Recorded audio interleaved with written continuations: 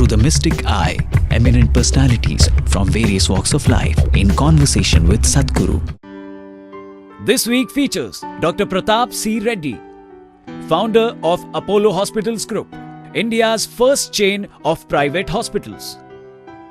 With a passion to make advanced healthcare available to all, Dr. Reddy is a visionary who has contributed immensely to India's healthcare industry, bringing in high technology and affordable healthcare to urban and rural India.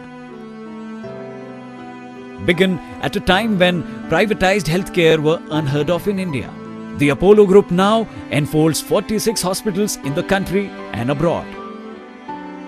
Among the many felicitations conferred on him are the prestigious Padma Bhushan and Padma Vibhushan by the Government of India.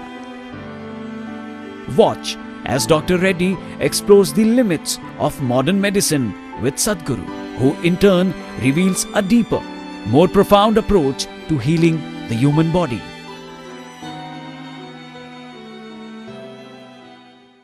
I know it's in everybody's mind here. We all want to do so many things in each one of our sectors. You would like to produce another 100 films. And each one of us would like to do, saying there's so much possibility. And we think we have done all of these. And somewhere along the line, we feel that satisfaction without really achieving our total objective. India is faced with this tremendous, there are 3 gold medals which you don't want. India is the diabetic capital of the world, is the heart capital of the world, is going to become the cancer capital of the world. We don't want these gold medals. If I can, I would like to put it in Bay of Bengal. How do we get this? Each one in their profession, how do they get this? As you say, it's all in us as humans. But we want to think that we can only be superhuman to achieve this. The immensity of being human. If suppose I can take a banana in my hand and turn it into a human being, whom would you think I am? I must be the creator himself, isn't it? Isn't that happening in every human being? Because what our body is just an accumulation of the food that we've eaten. So there is an intelligence here, there is a competence here which can turn a piece of bread into a human being. So when the source of creation is throbbing within you, what are you looking up or down? When the very source of creation is throbbing within you, where are you looking for help? There is no better place. So whatever work one may be doing, it does not matter what area of life we have chosen to participate in, everything that we do can be transformative, both for yourself and everybody around you. I am saying it is not even about finding satisfaction with your work. Doing something is not towards, at least what I do is not towards my satisfaction, because if I close my eyes and sit here, I am ecstatic, not just satisfied. So I don't have to do something in the world to be satisfied or to be happy. It is just that there are things that need to be done in the world which have not been done, unfortunately, particularly in our country. So many things that we should do have not been done. So in our lives, if we do not do what we cannot do, that's not a problem. But in our lives, if we do not do what we can do, we are a disastrous life. My effort is to see that nobody turns into a disaster, that everybody does what he can do in his life. Vijay, I must say, you've been abroad and traveled so many days, and you landed here yesterday. If you had done this, all of us would say, I have a jet lag, let me take a day off, let me take 2 days off. Here you are, coming with, something phenomenal, which we now try to understand, saying this is a capacity that you have brought in and bringing this change. And since you're talking worldwide, you have an impact wanting to change the world and bring that better environment all over. I hope that formula is there, prescription for that, because you have that extraordinary capacity of expression, extraordinary perception, and to be able to express this. My mission is to make this ordinary. It's extraordinary because a lot of people have denied themselves the possibility of knowing the immensity of being human. This is not about being superhuman. This is about realizing that being human is super. So if every human being realizes what it means to be human, I would not be extraordinary, I want to be normal. I want to live in a world where I will be perceived as normal, not as extraordinary is also… another word for it is a freako, isn't it? Somebody can say, who is a freako? He's a freak happening. I am not a freak happening. Every human being is capable of this. It is just that they're identifying with their limitations. They're not identifying with the possibility of the immensity of being human, where they're always referring to human as a limitation, as a compulsion, not as a liberation. If you are moving towards liberation, you will experience many levels of freedom. Right now, what you call as myself, for most human beings, is a bundle of compulsions. That they can only be like this, they can only do this, they can only do that, any number of limitations. Unfortunately, they're beginning to decorate their limitations, which is this is how I am. This is not how you are. As a human being, you can be any way you want. This is the freedom that nature has given you. If you were born as a dog or a cat or a tiger or an elephant, that is how you are. Once you're human, you can be any way you want. This is the beauty of being human. See, let's say a tiger is born. A tiger is not sitting and worrying itself how to be a good tiger. If it just eats well, it'll become a good tiger. It just has to find food. It is never feeling insecure about its tigerness. It is never worried, will I become a tiger, will I end up as a house cat? There's no such struggles. But you are born as a human being. How many things you have to do to become a good human being? After doing all that, you don't know where you belong still. In comparison to somebody, you think, okay, compared to this man, I'm better. But by yourself, you don't know where you stand. You think you're doing great. Your teenage son or daughter comes up and tells you you're no good. What is human is only one end fixed, the other end wide open, in terms of human consciousness. Recently, I was talking to a very top-level microbiologist and he said, Sadhguru, what you're saying is so uncanny because if you look at the human cell, compared to any other cell of any other creature, human cell is somehow open-ended. So your very cells are open-ended. You can do things with it, with your own body, which other human beings will think is superhuman. It is not superhuman, it is the possibility of being human, which needs to be explored. Unfortunately, not much has been done on this sphere. It's a very wonderful thing. I think most of us feel we have reached our limitation. No, you have not. The way you put it beautifully. I know when I started, thought of this, bringing this healthcare, they called me crazy, you can't do this. It's not a challenge, but that confidence says we can. I think, can we have a mantra or meditation, something like that, a medicine for that, so that all of us continuously say, yes, I can, I will do many more things? No. I wouldn't like to build confidence in people, because confidence is a dangerous thing. I'm not trying to play with words. I want you to, understand this aspect. See, what is needed for humanity is clarity of perception. Where clarity is missing, people try to substitute confidence for clarity. Confidence without clarity is a disastrous thing. Suppose you want to cross the street. If your vision is clear, you see things clearly and cross. But if you're very confident, there are a lot of people on the street who are very confident. They simply cross. They're surviving by sheer chance or because of the compassion of the drivers. So what we need in the world is not confidence, we need clarity.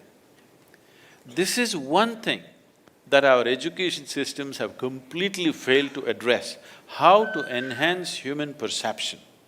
Because only what you perceive you know, rest is just imagination, isn't it? So I'm confident about something means I don't know what it is, but I'm just going to do it, and it may work. If on a busy highway, if you just… whatever your favorite slogan is, Jai Sri Ram or Hail Mary or Allahu Akbar, you shout and run across the highway, you may make it. God save us. Because just by sheer chance you may make it, or as I said, the drivers may be a little compassionate. But if you try every day, we know where to pick you up. So what we need is not confidence, we need clarity in the world. Enhancing your perception is what is needed. If you are able to perceive something that other people could not see, that is what makes you an entrepreneur, that is what makes you a leader, that is what gives you the necessary edge in the world. So perception, enhancing perception is the whole dimension of yoga. When I utter the word yoga, because today most of the yoga that people have known in this country also unfortunately is a rebound from the American coast. Yes, very unfortunate. Lot of people are beginning to think yoga was invented by Madonna.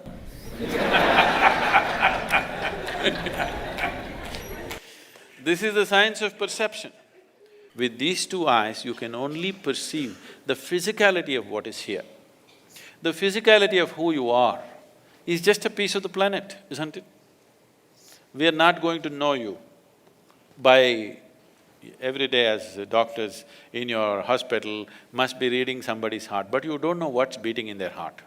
You know whether they're going to live or die but you don't know who they are, isn't it? What they are as a human being. The complexity of their humanity is not there in their liver or kidney or heart or anything. Only their physical structure is there. This is just a piece of the planet that you've gathered. So who you are is much more than that. That perception is beyond physicality. So developing your perception to a dimension beyond physical is what is needed. That is when you will produce human beings who look like gods. They are not gods, they are full-fledged human beings, because others have not strived to do that to themselves. When they look at somebody who has flowered to a certain level of competence and capability, they think either they're gods or gods are favoring them. It is not the truth of success in life.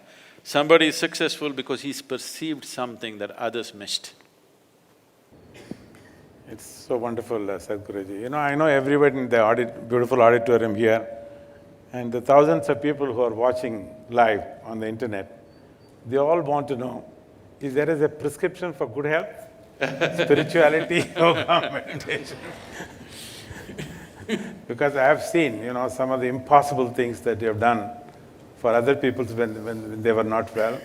But more importantly, when your health took bad, no doctor or no medical dictionary or directory could ever detect it. I read in the book, Aditi beautifully wrote in a biography. She said you are a mystic, to have an undiagnosed illness and then got it cured. So is there something else to stay well? The thing is, we created this body from inside. So the manufacturer of this body is inside. So if you have a repair job to be done, would you like to go to the manufacturer or to the local mechanic?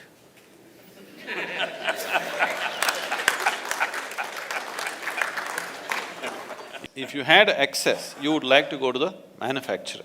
If you lost excess, you will go to the local tinker to do this and that. I am not trying to belittle medical science by saying this.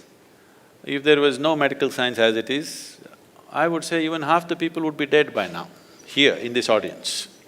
Yes, because the average life expectancy of an Indian in 1947 was 28 years. Today it has risen to 64. One important factor is medical science the way it is. So I am not trying to belittle or make fun of medical sciences. It is very significant. What has been achieved in the last 30 to 40 years is phenomenal. The question is just this: if you had access to the source of that which creates this body, definitely every problem that you generate within the body could be handled. Now there are two kinds of ailments, infectious and chronic. Infectious ailments happen to us because of an external invasion from an organism. You must go to the doctor. Don't try to meditate on it. But 70% of the ailments on the planet are self-created.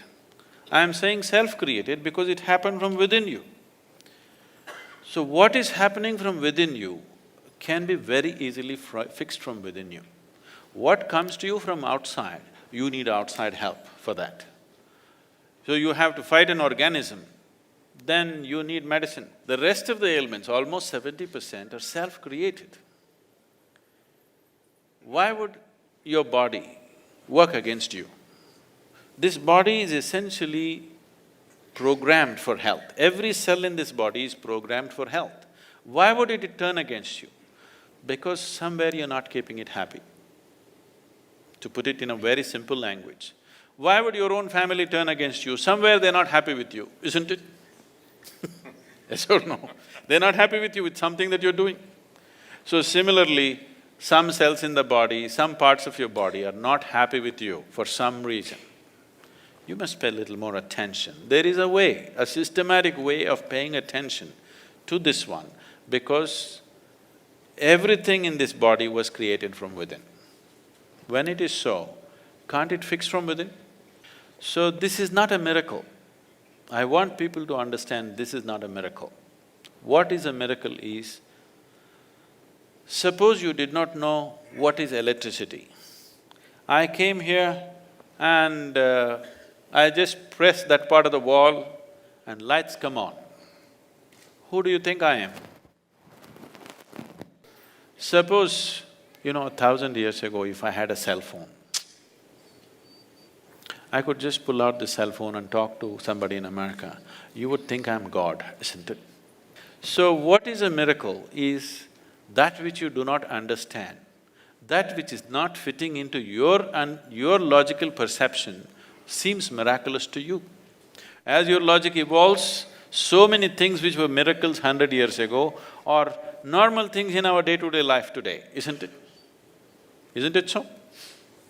So it is not a miracle, it's just a deeper understanding of your own, the way you're constructed.